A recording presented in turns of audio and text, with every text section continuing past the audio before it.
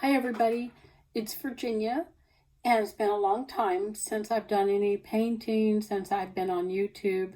I just want to share with y'all what's happened in my life, and we have all had a lot of challenges. If God bless you if you haven't had any challenges since this COVID pandemic.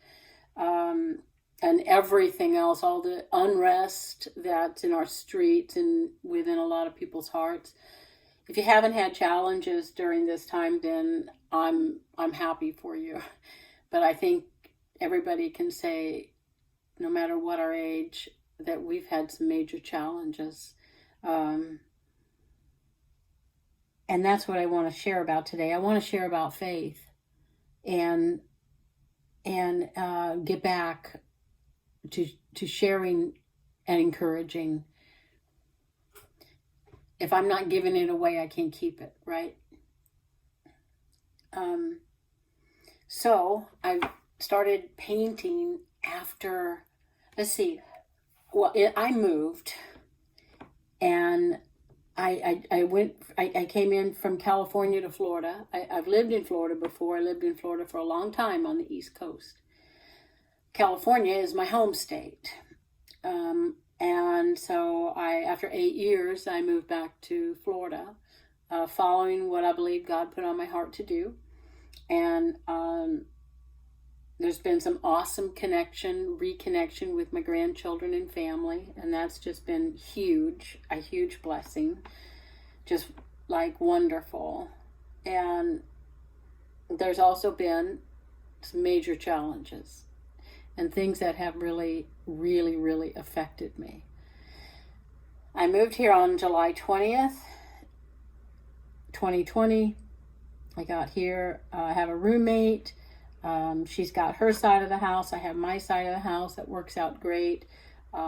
There's been a lot of challenges for me internally with the roommate, because I haven't done roommates before, and I'm a very strong-willed individual, which is God is definitely, I just see him like working out a knot in a muscle, like pressing into that knot. And that's that self-will. And he's working that out. He's softening me. When I got here, the house was not ready to rent. So it was tons of challenges with the house. And I finally, after being a pain in the butt with the property manager and being upset and blah, blah, blah, the first couple weeks, I finally said, stop that, and got into acceptance of that. The work was going to get done, just not going to happen in my time frame, but at least they're trying to get the work done. But it was major stuff. It wasn't little things. It was major. And then I got sick. I got sick with COVID. And that's where the part of my battles began, because it wasn't a light case of COVID. My first drive-through test out at the stadium that I did came back negative, and I knew it wasn't right. I knew. It's like, that's wrong. And then after about 10 days of being really sick, and it's feelings sickness I had never experienced before, I started feeling better. I would get my energy back one day and then slam dunk the next day, and feeling better and then bad, and then a tightness in my chest and hard to breathe. And during a period of maybe feeling a little bit better, I took myself to the beach and stepped into an area in the water that I couldn't see completely and broke my foot on some rocks.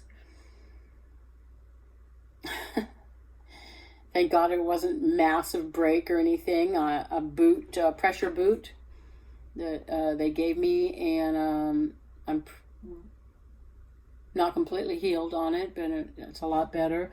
The break in my foot I didn't have an issue with. Things happen, But the COVID affected me mentally, spiritually, emotionally, physically. And for the best part of a month, I have been in recovery from COVID. But during that time, my faith got really, really, really pulverized. I got angry. I questioned God over and over. I questioned God, are you even there?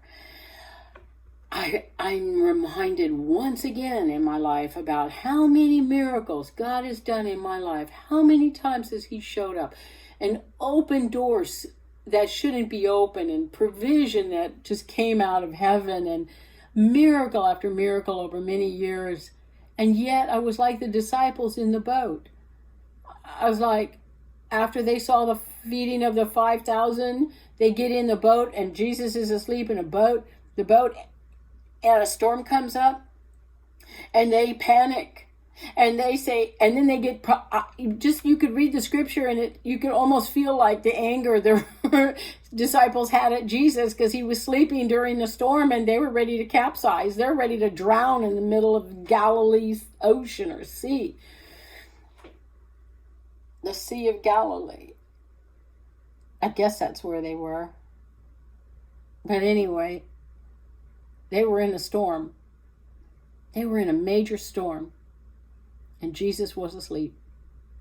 And they're shaking Him. And they're saying, don't you even care? We are about to drown. And He says, what?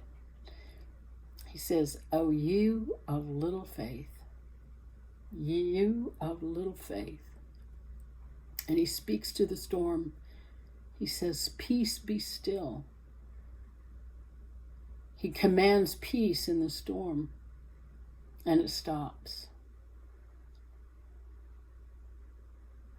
Now that's not how it happened for me. I wish it had. I wish I had said, Jesus, don't you even care? And He would just say, you of little faith. And He commanded the storm to stop, and it stopped. But it didn't happen that way. How it happened to be able to get hope restored, which is still in the process of being restored. And faith is still in a process. My faith is still being restored.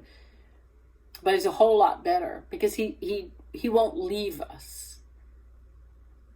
You don't belong to Him. You're not His child. You're not a child of God, and then a storm happens and you get all discombobulated and your boat's ready to capsize and He just ignores you. That's not what He does. But I believe my experience with God, as I understand God, is that He'll allow me to go through what I need to go through in order for Him to work out within me what needs to be worked out. Because He's got to always work out things in me. And I'm one of those that, I don't know, it just takes me longer. I'm one of, like the Israelites, that have to go around the same mountain. I wish I could learn the first time and never have to repeat again. But I'm a repeater.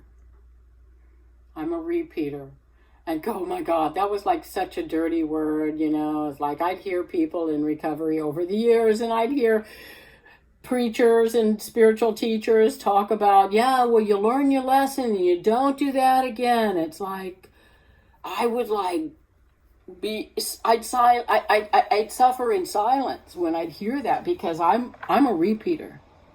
I have to repeat. I have to go around the mountain again and again and again and again and again and again and again. I don't know. I used to beat myself up for it. I don't anymore.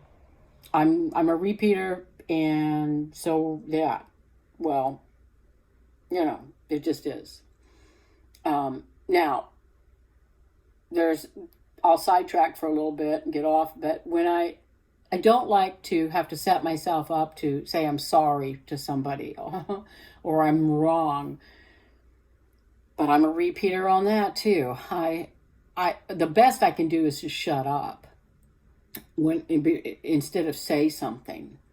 So that I have learned, although during the COVID, I wasn't very quiet. My roommate took a lot of heat, especially when it came to faith. And I had to tell her I was wrong and how I spoke. Make amends quickly. But my heart was still bitter. So here I was in this dark place, questioning God, questioning what, I'm here in Florida. My whole network of support and deep friendships and everything is in California, my home state, which my heart is in both places, Florida and California. But man, the love and acceptance that I found in California over 8 years changed my life. And here I was in Florida, in the Gulf of Florida, Gulf Coast, and I never lived here, and so I don't know anybody here. And let me just maybe put that on silence for a minute. So, I'm sharing my story because I'm hoping y'all can relate. Maybe there's some folks that can relate about losing hope, about depression, about questioning God, about anger, about crisis, disappointment, discouragement. And so I knew I was in a rough place, and the COVID I just couldn't seem to shake it. It hit me so hard, and side effects and other stuff. I'm still recovering, and I got that COVID the beginning of August, that first few days of August, somewhere in there. And here we are, the middle of September. So, yeah. So be careful out there. Don't get it. But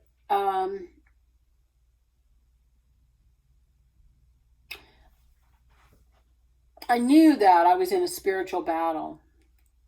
Through it all, I knew what I knew, because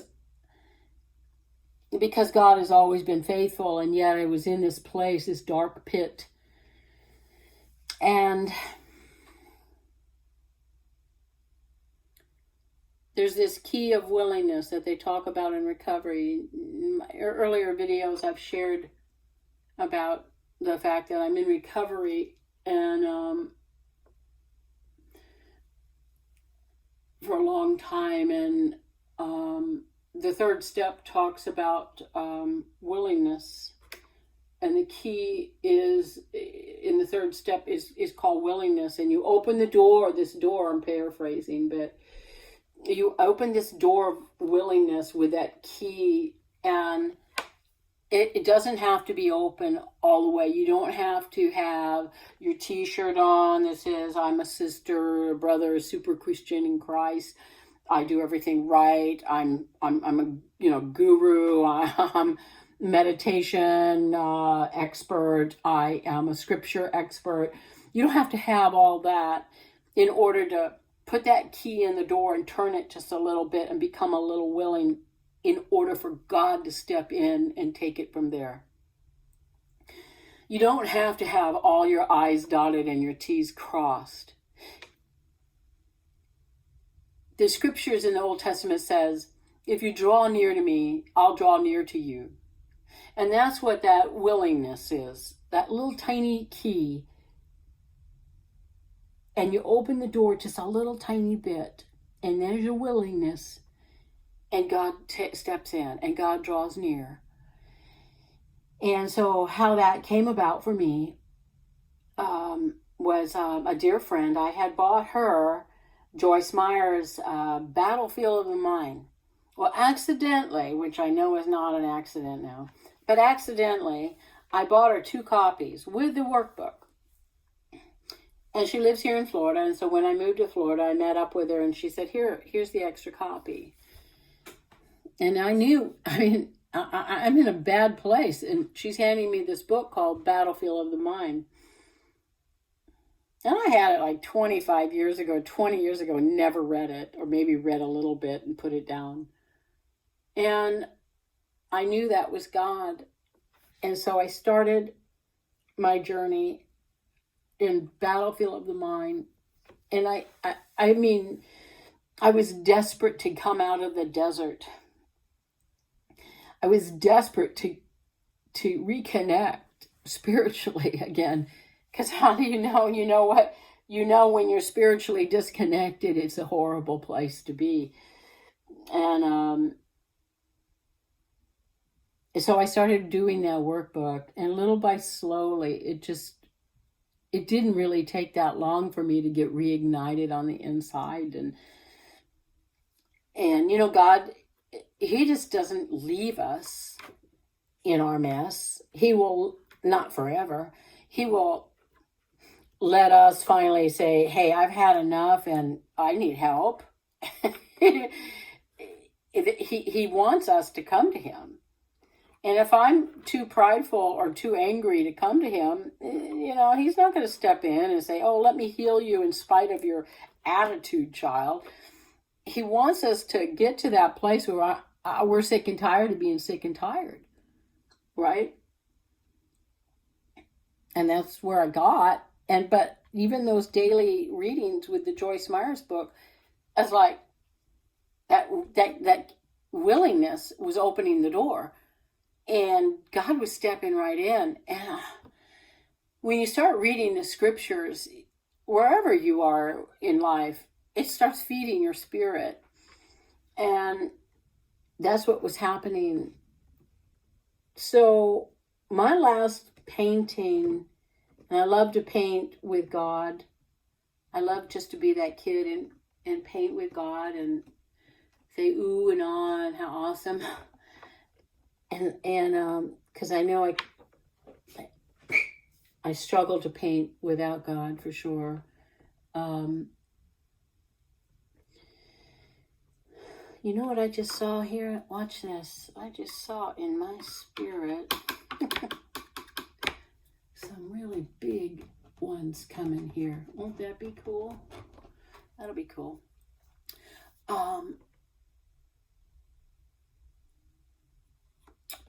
He's not going to leave us. I know we're his kids. So after all these months of not painting and not doing a YouTube video and not reaching out to encourage, that's kind of cool. Here I am, and I hope this speaks to someone. Don't give up. There's a scripture that says, hope deferred makes the heart sick. It means if you lose hope, your heart can get sick. And Jesus said, guard your heart, because out of your heart flows the issues of life. Guard your heart, because it's a filter of how you're going to see life and how you're going to respond to life. And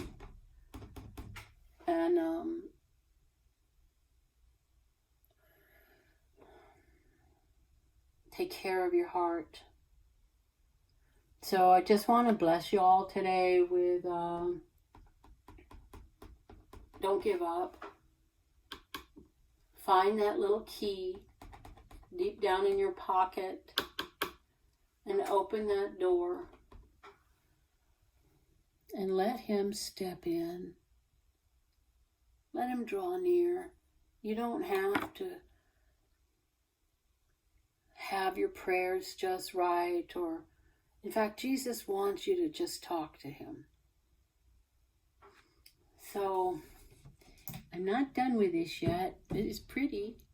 I'm going to put a little sailboat or two in the back, just some little swipes, maybe some more color up here. Can always make a decision to lay down your way of doing things and pick up willingness. Because if you draw near to him, even a tiny bit, God will draw near to you. Because he's never going to just leave you. He won't do it. Even when you feel like he hasn't. He's there. He is just watching and waiting for you to get done with your way of doing things. And he wants you to come back as that little kid and trust him one more time. Anyway, love you guys.